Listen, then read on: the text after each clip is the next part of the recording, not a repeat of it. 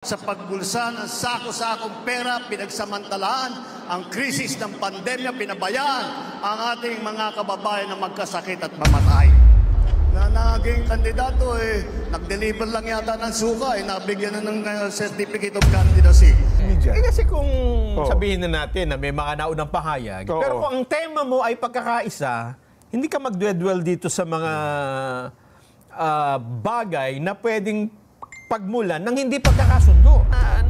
Na ospital, tapos namatay talaga, pero yung pinabayaan, parang malayo yata sa katotohanan yun. Ano ha? Sir, baka naman baka meron kayong mas magandang konteksto bakit napunta sa pagkakataon, tagpo na yon ang Pangulong Bongbong na para bagang gusto makipagbabag. Hindi, tsaka parang gusto makipagsuntukan. Sa tingin ko po, ito ang kick-off na napakaingay, napakalakas ng energy. Kaya kahit wala si Pastor Kibuloy, hindi natin makakasama sa 90 days. Kayo ang kapangyarihan na tutugon sa nais magawa ni Pastor Kibuloy. Dadagan Balita News Update. At sa amin, nakapag-harvest na kami, kakatanim lang so, hindi, buti na lang yung timing, hindi yung bago aanin, nakapag-anin na tayo. So,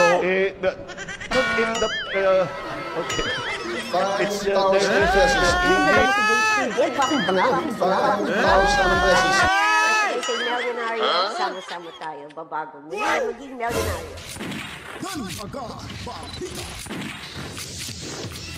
Alright, welcome back mga kabataan. Heto, nagbabalik na naman ho tayo. Kamusta ang lahat? At ngayon po ay medyo maganda yung pag-uusapan ho natin dito dahil ang paksa natin ay nandyan si Malutikia at ito pang si Saga ng Mamamayan, yung duo na dyan mga kabataan, si Nel at saka si Jen ay talagang parang simpleng batiko. So, yung kick-off rally dyan sa Lawag City mga kabataan sa Administrasyong Bangag mga kabaitaan.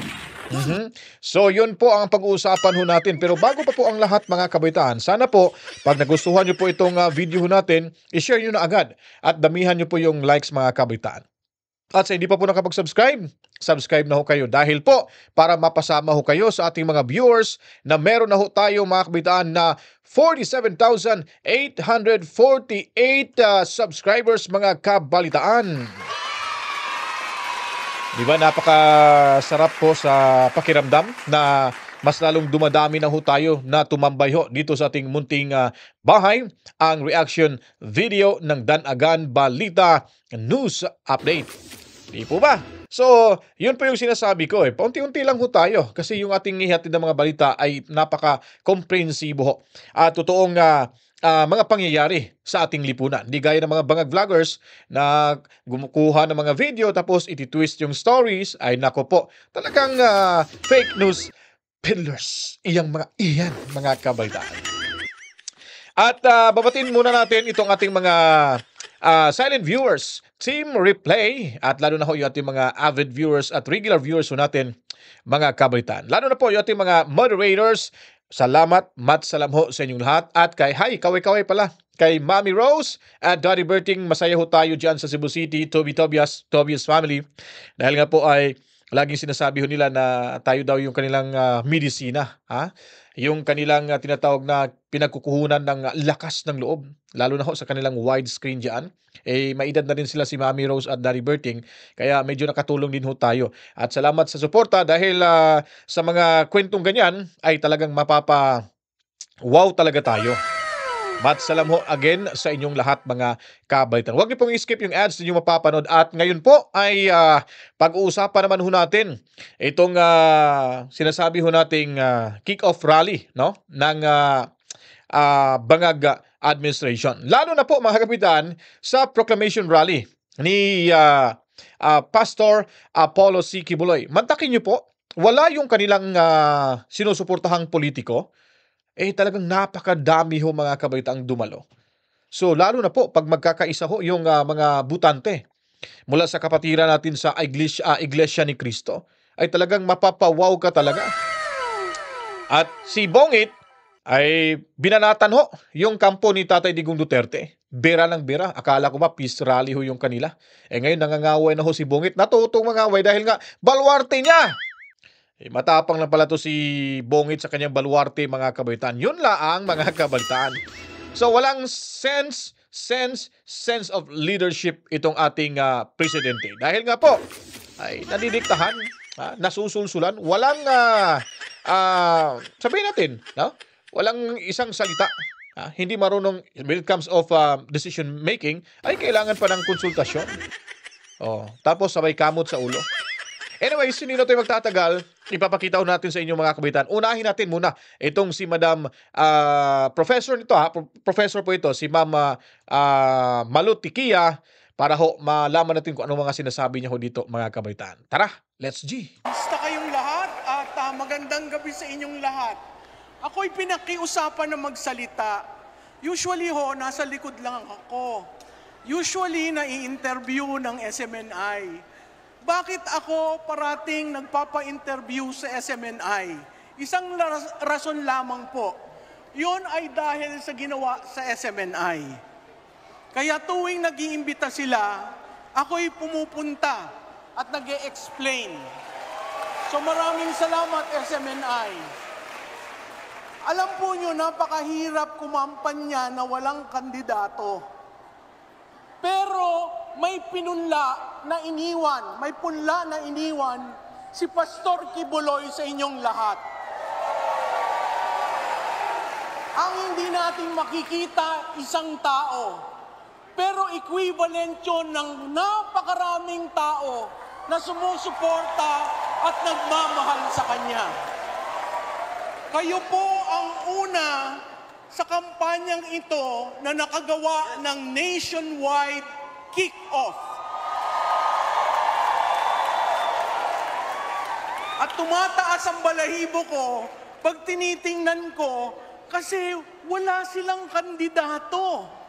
Hindi nila kasama si Pastor Kibuloy. Pero nagawa niyo mag-nationwide. So sa mga nanonood, kung gaano katibay ng KOJC at ng mga kasapi ni Pastor Kibuloy, ito na po yun. Nakikita niyo kung gaano silang kalakas. At nararamdaman ng buong Pilipinas na pinaglalaban natin ang kausa ni Pastor Kibuloy. So nung ako'y linapitan para magsalita, sabi ko, hindi naman niyo ako ini-interview. Ano naman sasabihin ko dito? Diba? Ako po'y sanay sa kampanya, ako po'y madalas nasa likod. Pero nagkausap kami ni Pastor Kibuloy at naalala ko at nalaman ko, bakit ka sir tumakbo? Ang sabi niya sa akin, ginulo nila ang buhay ko. Ginulo nila ang ministro ko. Ngayon, guguluhan ko sila. Kaya po ako'y gulat na gulat. Nung ako'y pumasok, sabi ko parang dumadagongdong ang lugar. Sa tingin ko po, ito ang kick-off na napakaingay, napakalakas ng energy. At sana po, sa darating na 90 days, patuloy po tayong magpalakas, patuloy po tayong ipaglaban ang ating kandidato na kinulong nila at hindi makasama sa atin. Tatandaan po nyo sa kampanya, ang gusto ng taong bayan, bago. Ang gusto ng taong bayan, hindi yung recycle. Ang gusto ng taong bayan, hindi yung nahalal ka na noon, wala ka namang ginawa.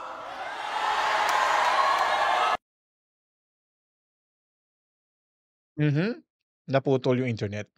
Ginurgol yata. So Ay, ito, ano bumalik na. ang hudyat ng panahon? Ang hudyat. Kaya kahit wala akong si Pastor Kibuloy, hindi natin makakasama sa 90 days. Kayo ang kapangyarihan na tutugon sa nais magawa ni Pastor Kibuloy. Dalhin po natin si Pastor Kibuloy sa Senado. Maraming salamat po. Talagang napakagaling talaga. Salamat, Napakagaling talaga magsalita itong si Professor Malu Tikia. Siya po yung political strategist, mga kabitan. At dito ho, natin nalalaman na itong si Malu ay talagang todo suporta din pala kay Pastor Apollo C. Kibuloy, mga kabalitaan.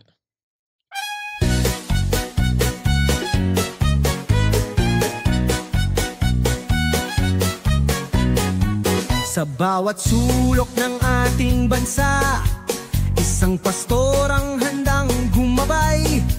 Apollo Kibuloy ang pangalan, number 53 sa balota tandaan.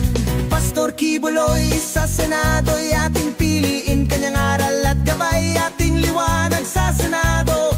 Number 53, huwag kalimutan, para sa pagbabago siya ang kailangan. Mula sa pulpito hanggang sa Senado, kanyang misyon ay maglingkod ng totoo. Sa Diyos at bayan siya'y tapat, si Pastor Kibuloy ang ating iboto. Pastor Kibuloy sa Senado'y ating piliin, kanyang aral at gabay ating liwanag sa Senado. Number 53, huwag kalimutan, para sa pagbabago siya ang kailangan. Sa kanyang pangaral tayo'y nagkakaisa, pag-ibig at pag-asa kanyang dala. Number 53 sa balota'y markahan, para sa kinabukasan siya ang ating gabay. Pastor Kibuloy sa Senado'y ating piliin, kanyang aral at gabay ating liwanag sa Senado. Number 53, huwag kalimutan, para sa pagbabago siya ang kailangan. Sa Mayo 12, ating tandaan, Pastor Apollo Kibuloy sa Senado'y ating iluklog. Number 53 sa balota'y hanapin, para sa bagong bukas siya ang ating piliin.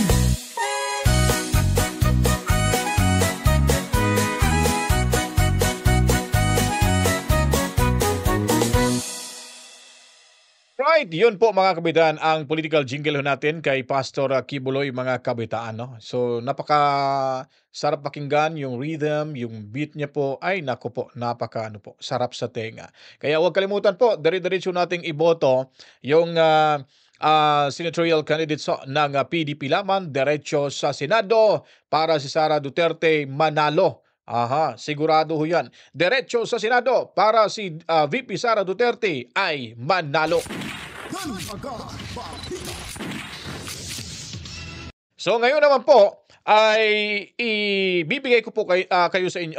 So ngayon naman po ay ibibigay ko po kayo sa ating mga talagang magagaling na anchor diyan sa Net25 sa Saga ng Mamamayan. Binatikos nila itong naging pahayag ni Bonget na parang bangag at lutang pa rin na ito'y nagsasalita. Parang mistulang nakikipag-away, mga kabalitaan. Talagang lumalabas yung ugat niya dito, sumisigaw. Kaya pala, dahil balwarte niya po dyan sa Lawag, Ilocos Sur. Ilocos Sur ba yung Lawag? Ilocos Norte, Ilocos Sur. O basta, hindi ko alam, hindi ko hindi ako familiar sa lugar na yun. Bahala na sila dyan, mga kabalitaan. At sinisisi, mga kabaitaan, yung problema sa dingbak siya, pati daw yung pera, sinilagay daw sa sako, at binitbit daw. Naku, grabe ilusyonado talaga, no? Parang may tama pa yata itong presidente ho natin nung time na nagsasalita, mga kabaitaan. Kasi nga, talagang alive na alive. Alam naman natin, kilala ho yan na si Bongit na mahinaon talagang magsalita. Ngayon, alive na alive. Talagang pinagpapawisan ng maraming singot. Ay, matsalam nga pala sa ating mga viewers at subscribers. 47,849 na tayo mga kabaitan dito ho sa ating munting bahay. Huwag niyo pong i-skip yung ads na yung mapapanood ho dito mga kabaitaan. Tuloy-tuloy lamang ho sa panonood. Sa hindi pa po nakapag-subscribe, subscribe na ho kayo. At kailangan ho natin makaabot ng 50,000 bago ho ang midterm elections 2025. At bago matapos ang 2025, makakuha na sana tayo ng 100,000 subscribers sa pamamagitan ho ng inyong tiwala at pagtambay ho dito sa ating munting bahay. Ngayon, ibibigay ko na kayo sa ating magigiting na anchors dyan sa Net25 sa programang Sa Ganang Mamamayan. Talagang binalatan ho dito si Bongit mga kabalitaan. Eto, panoorin ho natin dito kabalitaan. Ito ang nangyari dyan eh. Oh. Kasi nagkaroon ho ng kick-off rally ang mga kandidato ng administrasyon eh. Sino nasipa? Nasipa yung dating administrasyon. Ganun ba? Sinipa, pinagtatadyakan eh. Sa halip na yung kasalukuyang problema po ang asikasuhin at sabihin, eto yung problema ng bansa natin ngayon, eto ang susolusyonan nila. Ang nangyari ay, balikan natin ang nakaraan. Ganun ba? nangyari. Hindi ba? Teka lang. Ang nabasa kong balita, Kuya Benny, Kuya Nelson, ang isinusulong ng partido, yung bagong alyansa, bagong alyansa para sa Pilipino ay pagkakasundo, pagkakaisa, at kaunlaran ng ating bansa. Yan po, ito yung Ayan, nakasulat dyan eh. Diba? Yan ang tema nila. Oo nga. Kaya lang, Ba't naiba ba? nung nagsalita na ang Pangulo, okay. ay mukhang taliwas dun sa tema. Oo, kasi ang sabi pagkakaisa, pagkakasundo at kaunlaran ng ating bansa. Tingnan natin. Pakinggan natin ng Pangulong Bongbong Marcos. Nung bang siya nagsalita, ang sabi niya, kailangan nating magkaisa. Kailangan natin ng pagkakasundo. Para tayo umunlad lahat. Kasi yun naman talagang kailangan, ha? Ay, yun ang kailangan. Wala tayong pagtatalo doon. Wala tayong pagkatalo. At yung maganda yung tema. Tama naman. Tingnan natin. Ano ba nangyari? Ito. Wala sa kanila ang may bahid ng dugo dahil sa dukhan.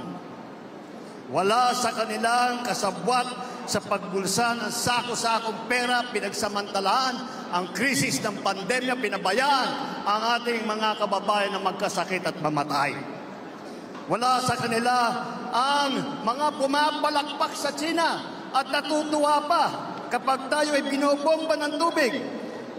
Tinatamaan ang ating mga Coast Guard, hinaharang ang ating mga mangingisda, ninanakaw ang kanilang huli. At bukod pa ron ay inaagaw pa ang mga isla natin para maging bahagi ng kanilang bansa. Nakita, nagtataka nga ako, parang yung mga iba na naging kandidato, nag-deliver lang yata ng suka, nabigyan na ng certificate of candidacy. Dahil wala naman natin, walang ikukumpara sa ating mga kandidato. Kung ihahambing natin sa mga napulot nila, ang ticket natin mula sa Senado hanggang Sangguniang Bayan ay mga leader na subok sa serbisyo. Magandang record na pwedeng ipagmalaki kahit kanino. Ayun. Kuya Ben, kasi ang premise natin, ang isusulong ng bagong alyansa ay pagkakaisa, pagkakasundo at kaunlaran ng bayan. Bilang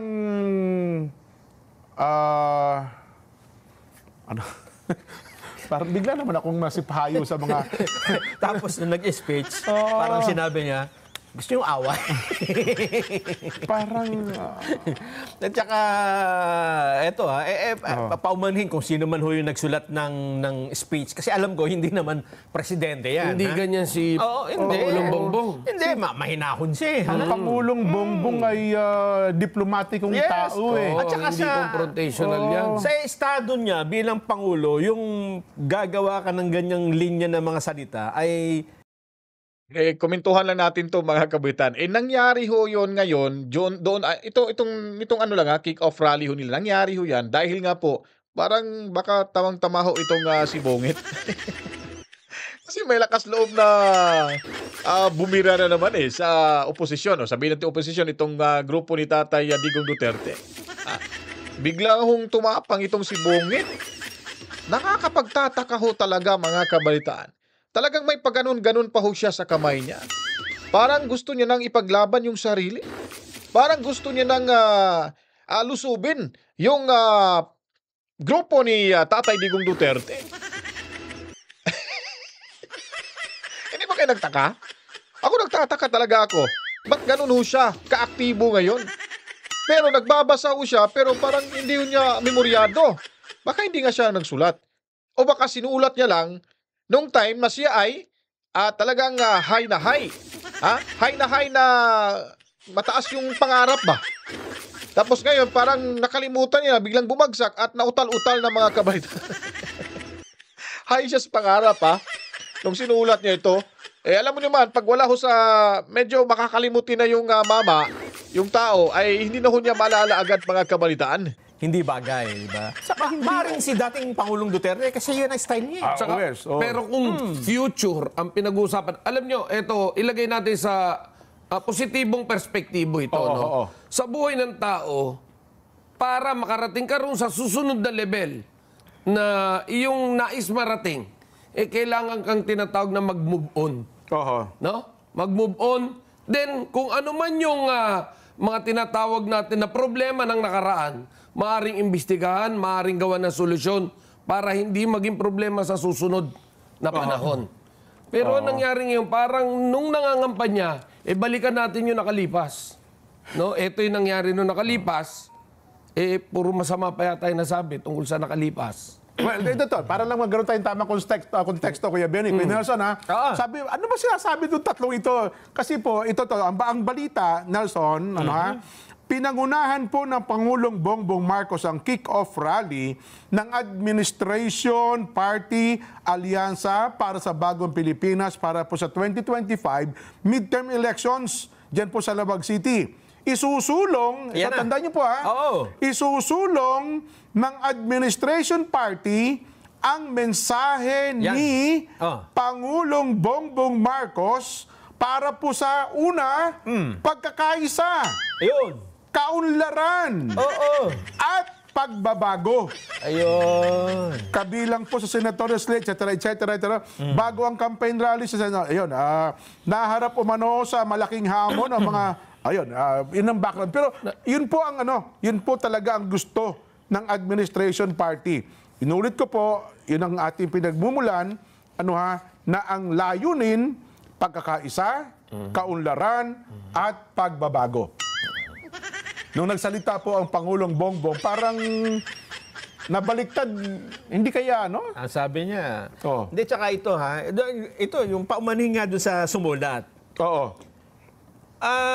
Hindi ko natandaan dyan kung kailan nangyari na may binombang yung China.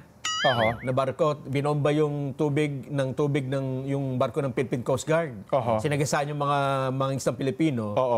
Hindi ko matandaan kung sinong Pilipino ang tumawa at pumalakpak pa.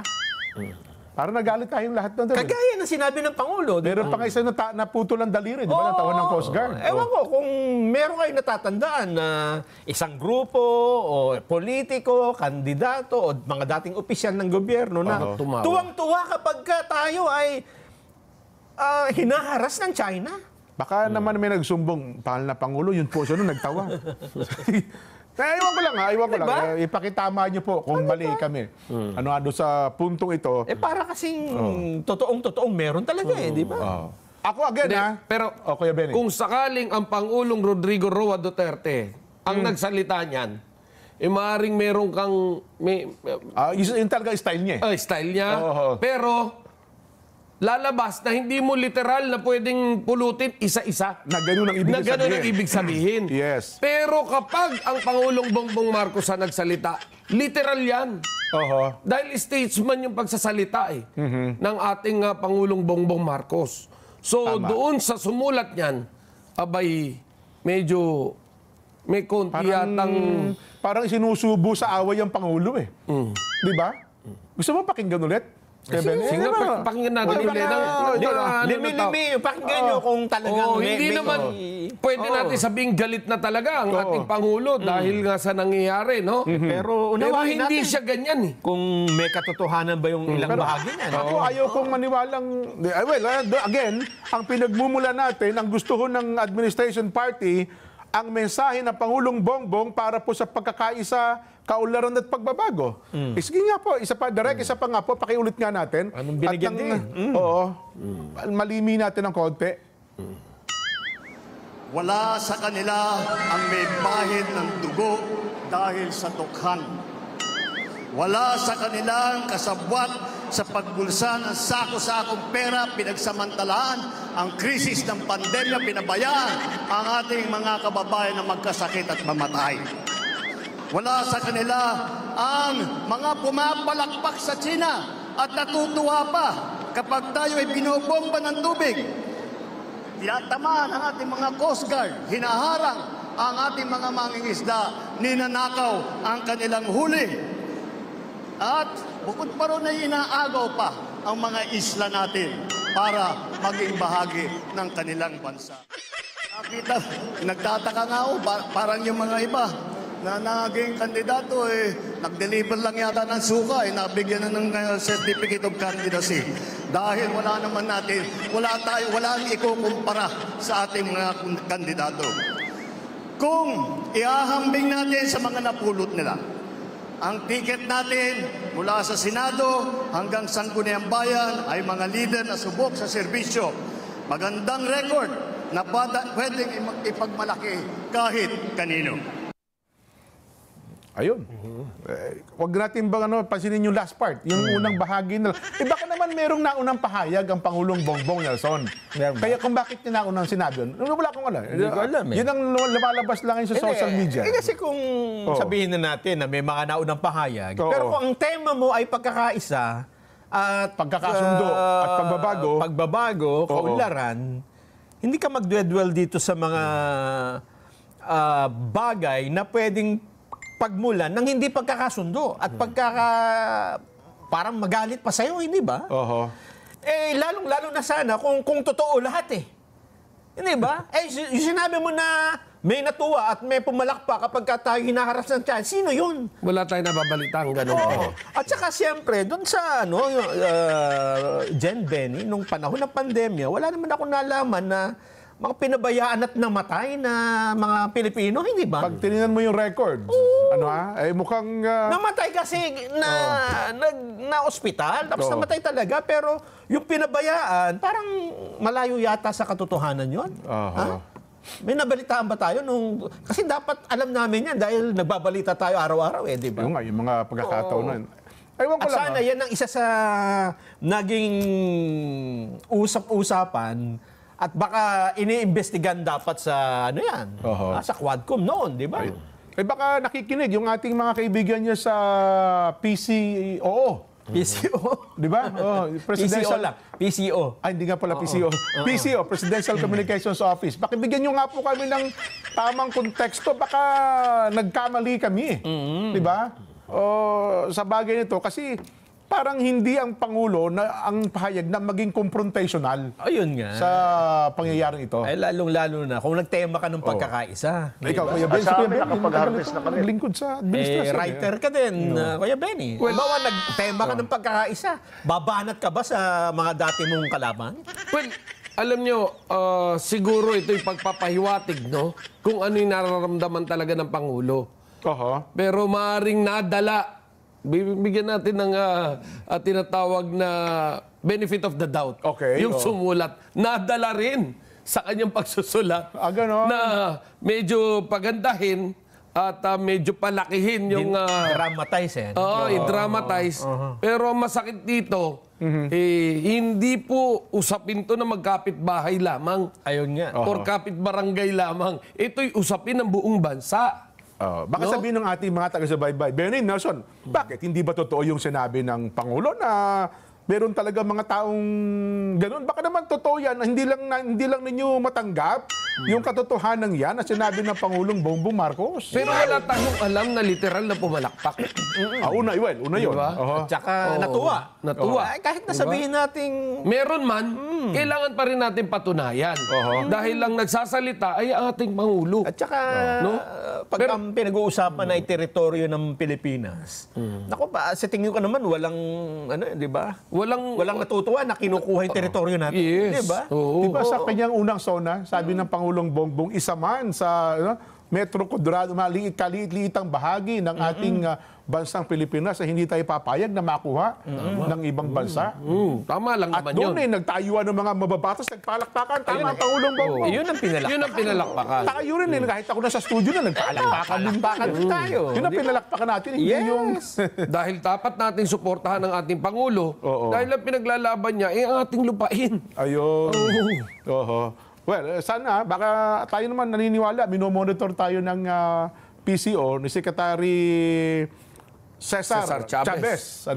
Sir, baka naman baka meron kayong mas magandang konteksto bakit napunta sa pagkakataon, tagpo na yon ang Pangulong Bongbong na para bagang gusto makipagbabag. Hindi, tsaka Parang gusto makipagsuntukan At yung sinasabi pa niya, Jen, na yung sa pandemya, kumakot daw ng sako-sakong pera. Tapos nangamatay yung mga, pinabayaan yung mga kapwa natin Pilipino. Ang alam kong may kaso niyan, ay si dating Secretary Garin, di ba? Na inabsuelto nyo na lahat eh. Ibig sabihin, wala namang pala kasalanan eh. Ang kaso yata nyo sa Dengbaksya naman yata. Dengbaksya. Pala, sorry. Nagkamali ako. Akala ko may kaso niya sa Amerika. Si Yusek ng yung sa DBM. Sa COVID-19 ba? Wala pang may pinakaso? Meron. Ata yung Farmally ata yung Inakasal na yun. Ayun naman pala. Baka yun ang tinutukoy niya doon. Pero dun sa natutuwa sa China, parang yun ang wala akong makita. Nadawi. Pasensya na. Nadamay tuloy si... Pero yun may ibang issue yun. Ibang issue nga pala yun. Dengbaksya. Pero bakuna din yun eh, di ba? Pero dinismiss. Dinismiss nga. Tanggal lahat eh. Tapos nung kinabukasan, nagpirmahan na. Ay, nako. Pero mayroon pa hanggang last 6. Tignan natin.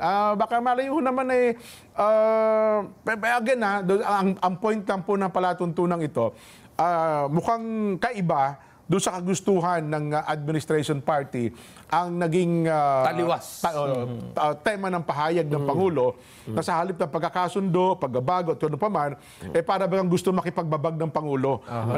Tsaka dyan, di ba, ang gusto natin dito, ayaw natin na una, napapahiya ang presidente. Ayan. Pangalawa, pag kami ginagawa siyang mali, dapat siyempre sasabihin mo, mahal na Pangulo, mukhang hindi na yan tama.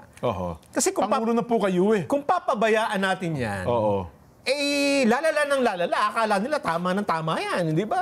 Hanggang sa dumating ang panahon, hindi ka na ngayon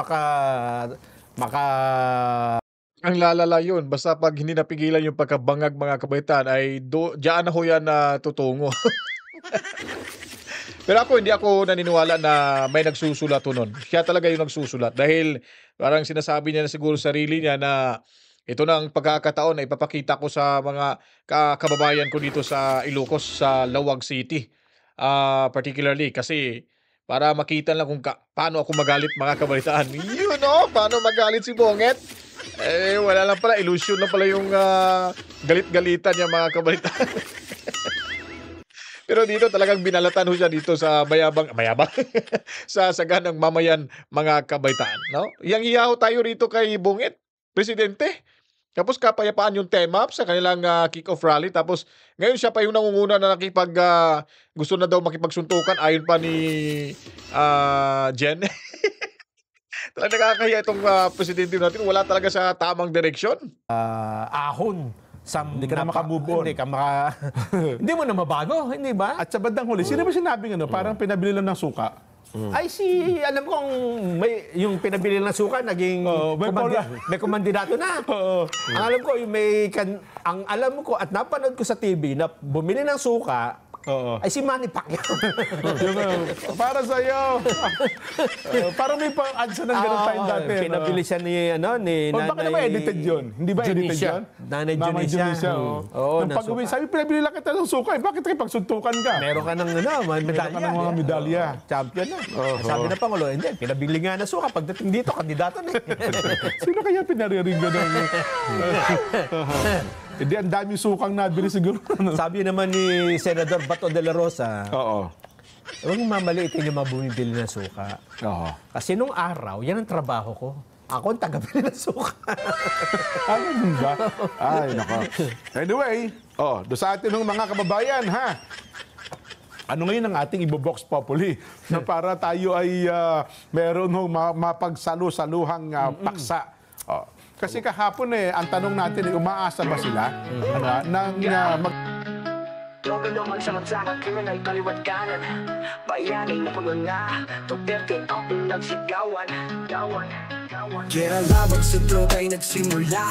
Madami ang sumuko pero madami din ang nanglaban. Sa isang iglap talay naging pula. Kinabukasan gumising ang bayan ng alaya na sa mga kriminal.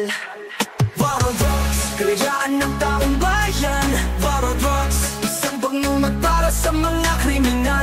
War on drugs, para sa kinabukasan ng inyong anak. War on drugs, hindi perfecto pero ang epekto mararamdaman sa sunod na henerasyon. Sa labang ito kasama ang taong bayan. Ngunit bawat kikira ay may mga sugat at kawalan. Mapait na katotohanan, bigat na pasan, o mga inosenteng nadamay sa gitna ng laban. Halaga'y napakataas, aral na natutunan. War on drugs, kalayaan ng taong bayan. War on drugs, isang bangungot para sa mga kriminal. War on drugs, para sa kinabukasan ng inyong anak. War on drugs, hindi perfecto pero ang epekto mararamdaman susunod dahil Ngayon po mga kabaitan, napanood nyo na at narinig nyo na kung paano binalatan itong si Bongit mga kabalitaan, no? Kung ano yung pinagsasabi, parang hindi alam yung mga pinagsasabi. Resulta sa kabangagan mga kabaitaan. Tapos si Abalos, ganun-ganun din dun, no?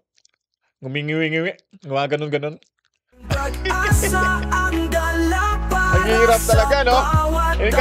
Kahit ilang beses nila ito mga kabaitaan na i-deny, ay talaga makikita ho natin na meron talaga epekto. After ano ba yun? After, di ko naman masabi, After effect. Ay, nako po. Yun kasi, di ba? At least, kailangan ho natin ng mga bagong halalho na kahit wala pa pong eksperyensya, basta at least tapat ho sa tungkulin, may pagmamahal sa bayan, yun pong kailangan ho natin mga kabalitaan. Kasi nga sabi nga ni Prof. Pasyon, na kahit hindi ho marunong mag-Ingles, basta yung Tagalog ay talagang ginagamit sa husto at naintindihan o makakaintindi ng English o meron ho siyang comprehension, ay pwede na ho maging presidente. Pwede na hong maging pangulo o pwede na rin hong maging opisyal ng ating bansa. Yun po yun ang sinasabi ni Prof. Pasyon. Kaya ito ay pagpalago ni Prof. Pasyon sa sinasabi ni Bongit mga kabalitaan. Kaya po, mga kabalitaan, ito lang po laging sinasabi ho natin dyan sa inyo. Para ho talaga tayo ay magwagi, ito lagi ang sinasabi ko, na diretso sa Senado ang ating mga senatorial candidates ng PDP laban mga kabalitaan. Kailangan ho natin sila para ho maipanalo natin si Sara Duterte upang sa gayon ay mabalik tayo or makuha yung o makaupo kumaga mabawi ng mga Duterte ang Malacanang. Kaya nga po ang boto lamang ay kailangan ay 8 votes ho mula sa mga senador ay para ho yan sa anong term ba yun? Acquittal. So, pag na-acquit na ho itong si VP Sara, may chance na ho na makatakbo ito sa 2028 presidential election. So, tulungan ho tayo mga balitaan, mga ka-DDS around the world na mga Pilipinong makakaboto ho. Kailangan sipagan ho natin, ipakiusapan natin yung mga pamilya. At meron naman ho tayo mga kawitaang mga numero dyan. Makikita naman ho dito sa ating screen kung sino po yan, anong mga numero yun po ay ating ibibigay at ipagbigay alam sa ating mga kapamilya, kaibigan.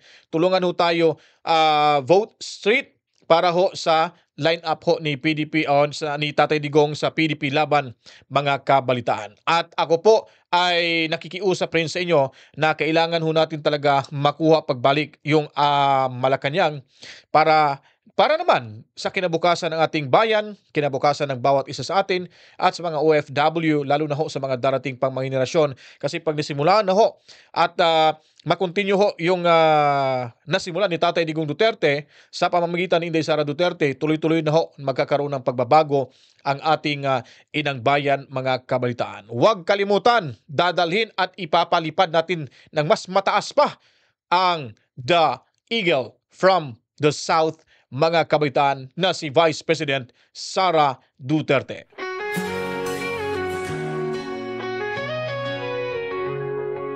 Born beneath the southern skies, a flame within her soul, a woman of resilience, her spirit brave and bold.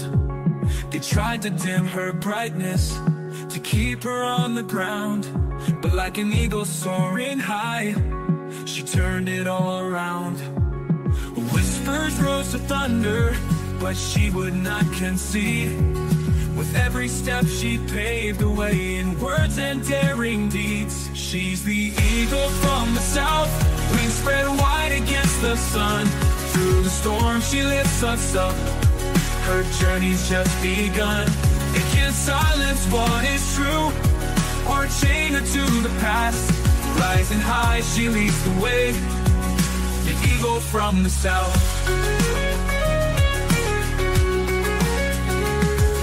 Shadows tried to cloud her path, and doubt began to creep, but she held on to her dreams. Their heights were hers to keep. They came at her from left and right, but she stood firm and strong. Their arrows couldn't pierce her heart, her will would march along. Mountains rose before her, rivers deep and wide, but she forged on undeterred, with us all by her side. She's the eagle from the south, wings spread wide against the sun. Through the storm she lifts us up, her journey's just begun. It can't silence what is true, or chain her to the past. Rising high she leads the way, the eagle from the south. Through the valleys deep and shadows long, she never lost her way. Her courage is the melody that guides us day by day. The winds of change are blowing, a new dawn's breaking through. With her we find our strength inside, together we'll pursue. The voices of the many now echo loud and clear, a symphony of unity, dispelling doubt and fear. She beckons us to follow, to rise and take a stand. Like eagles we'll embrace the sky and heal the troubled land. The horizon stretches before us, a canvas yet untold. With her we paint a future bright, in colors brave and bold. She's the eagle from the south, wings spread wide against the sun. Through the storm she lifts us up, her journey's just begun. It can't silence what is true, or chain her to the past. Rising high she leads the way, the eagle from the south.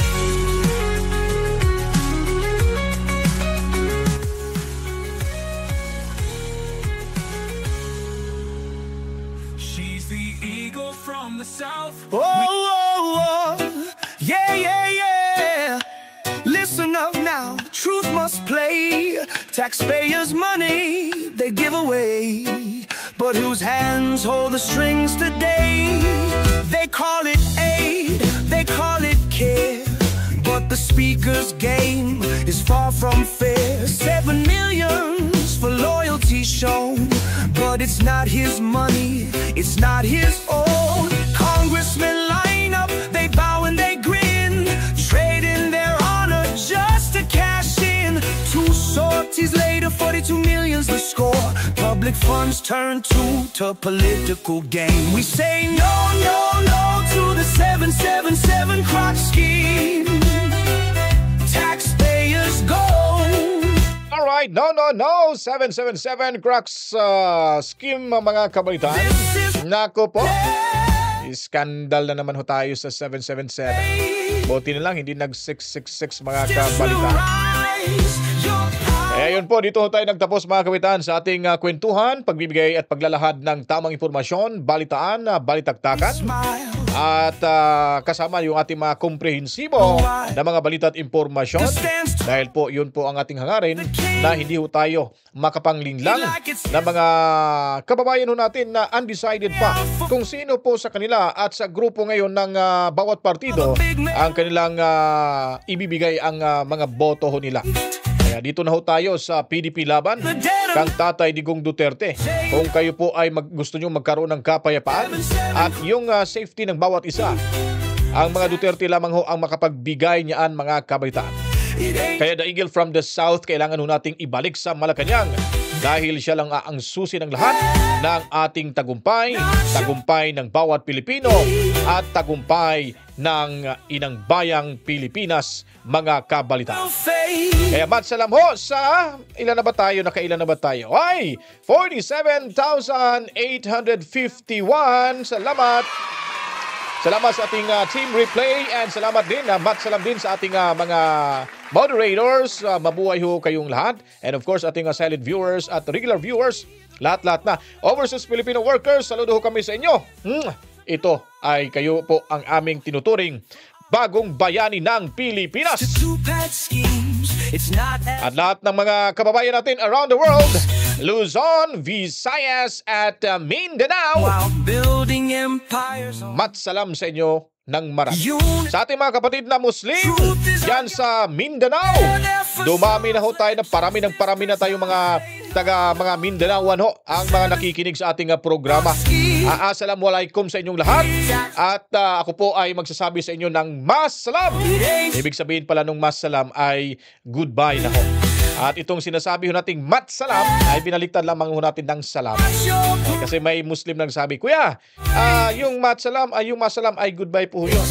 Akala siguro masalam, matsalam ho. Salamat sa correction. At least natuto rin ako na masalam it's goodbye. Alright, so kita-kits tayo sa ilang mga minuto sa ating pagbabalik ho.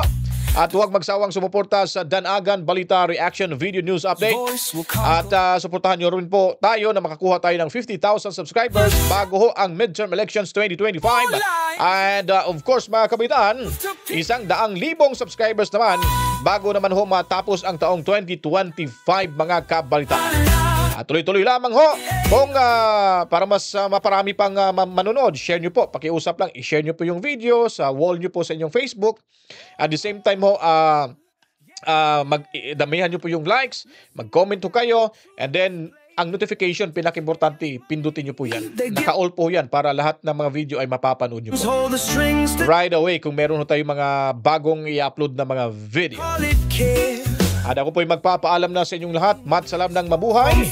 At matsalam ng marami. At masalam sa mga kapatid nating Muslim. To God be the glory. Ay, meron natin. May dumagdag pa. 47,852 na mga kabaitan. Public funds turn to political gain. We say no. Ulitin ko po. To God be the glory. Mwah! Chip, chip! Mwah! Peace out!